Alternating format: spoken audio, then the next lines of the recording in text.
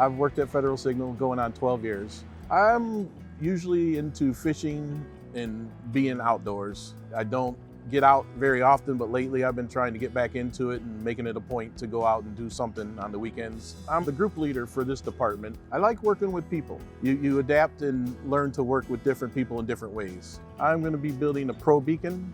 It's a safety signal light. And with these products, like they've been in your life everywhere you go. You see them out in the street every day, and I'd never realized that until you start working here. We're all working for the same goal, just different areas and different products. Most of the stuff we're working on have newer technologies. Even when I started, we used to use the old flasher bulbs. Now almost everything's LED, so technology is moving up and it makes everything a lot nicer.